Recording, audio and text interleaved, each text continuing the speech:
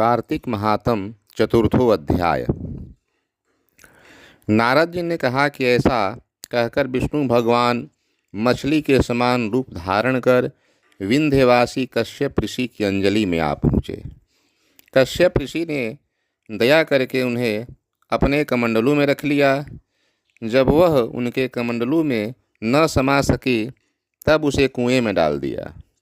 जब उसमें भी न समा सकी तब उसे तालाब में फेंक दिया, और जब तालाब में भी न समा सकी तब उसे समुद्र में डाला। वहाँ भी वह बढ़ने लगी। इसके उपरांत उस नारायण रूपी मत्स्य ने शंखासुर को मारा। तत्पश्चात उस शंख को हाथ में लेकर के बद्रिका अरण्य में आ पहुँचे। बद्री नारायण में सब मुनियों को बुलाकर आज्ञा दी। विष्णु ने कहा कि पानी में इधर उधर फैले हुए वेदों को ढूंढो। शीघ्र ही आप लोग रहस्य युक्त वेदों को जल से निकाल करके शीघ्र मेरे पास ले आवें। इतने काल तक मैं देवताओं के साथ प्रयाग में ठहरा हूँ। राजा पृथु से नारद जी ने कहा।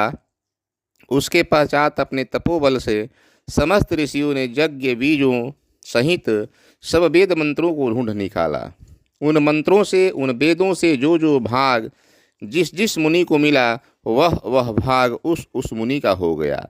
तत्पश्चात हे राजन, उसी दिन से उस भाग के वे ही ऋषि कहलाए। सब वेदों को लेकर मुनिगण प्रयाग में आए और ब्रह्मा के साथ विष्णु को उन लोगों ने सब वेद समर्पित कर दिए। सब वेदों को पाकर ब्रह्मा बड़े प्रसन्न हुए और तुरंत ही उन्होंने देवता तथा ऋषियों के साथ अश्वमेध यज्ञ किया। यज्ञ के अंत में देवता, गंधर्व, यक्ष, नाग और अनेक गण विष्णु को भूमि में दंडवत करके प्रार्थना करने लगे। देवता गणों ने कहा कि हे देवगण, हे जगन्नाथ, हे प्रभो, हम लोगों की प्रार्थना सुनिए। हम लोगों के हर्ष का समय है, इससे आप हमें वरदान दीजिए। इस स्थान में नष्ट हुए वेद पुनः ब्रह्मा को मिले हैं। हे लक्ष्मीपते, आपकी अनुकंपा से हम लोगों को जग का भाग भी यहाँ मिला है। इसलिए यह स्थान आपके प्रसाद से आज से पृथ्वी भर में सर्वप्रधान, पुण्य को बढ़ाने वाला, मुक्ति और भुक्ति को देने वाला होवे। ब्रह्म हत्यादिक महान पापों का नाश करने वाला आज का यह समय भी परम पवित्र और अक्षय फलदाता हो, ऐसा प्रदान हम लोगों को दीजिए। श्री विष्णु भगवान ने कहा, आप लोगों ने जो कुछ कहा वही हमारा भी ध्येय है। जैसा आप लोगों ने मुझसे कहा वैसा ही यह ब्रह्म क्षेत्र जगत प्रसिद्ध हो। सूर्य वंश में उत्पन्न राजा भागीरथ गंगा जी को यहाँ पर लावेंगे और गंगा जी का सूर्य पुत्री जमुना जी के साथ यहाँ पर संगम होगा। आप लोगों तथा समस्त ब्रह्मादिक देवताओं के साथ मैं भी यहीं पर रहूँगा और यह स्थान तीर्थराज के नाम से प्रसिद्ध होगा।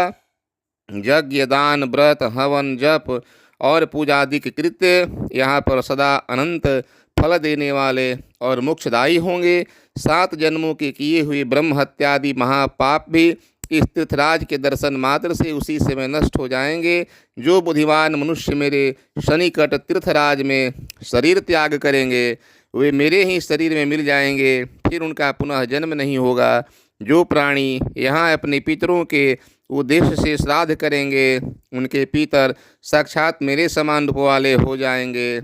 यह समय भी समस्त प्राणियों को महापुण्य फल देने वाला होगा। जो लोग इस तीर्थराज में मकर राशि के यानी सूर्य के संक्रांति के समय माघ महीने में स्नान करेंगे उनके समस्त पाप नष्ट हो जाएंगे। मकर की संक्रांति होने पर माघ मास में प्रातःकाल स्नान करने वालों के केवल दर्शन मात्र से सब पाप नष्ट हो जाते हैं।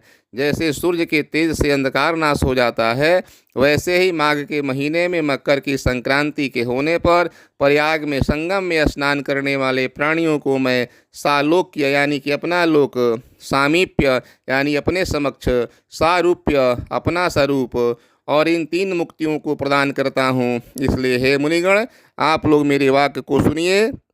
मैं सर्वत्र रहता हूँ, सर्वदा बद्रिकारण्य में निवास करता हूँ। अन्यत्र सैकड़ों वर्ष तक तप करने पर भी जो फल प्राप्त होता है वही फल यहाँ एक दिन में मिल जाएगा। जो महानुभाव मेरे उस स्थान यानी कि बद्रिका आश्रम का दर्शन करेंगे वे जीवन मुक्त हो जाएंगे और उनके समस्त पाप नष्ट हो जाएंगे। सूत जी ने कहा कि इस तरह विष्णु भगवान उन सब देवताओं से कह कर के ब्रह्मा जी के साथ ही अंतर्ध्यान हो गए और इंद्रादि देवगण भी अपने अंशों को वहीं पर छोड़ करके अंतर्ध्यान हो गए। जो कोई प्राणी इसे शुद्ध मन से सुनेंगे या सुनाएंगे वे तीर्थराज, प्रयाग और बद्रिकाश्रम जाने के समान फल को प्राप्त करेंगे। इस प्रकार कार्तिक महात्म कथा के चतुर्थ अध्याय संपन्न हुआ। प्रेम से बोलिए श्री कृष्ण भगवान की जय।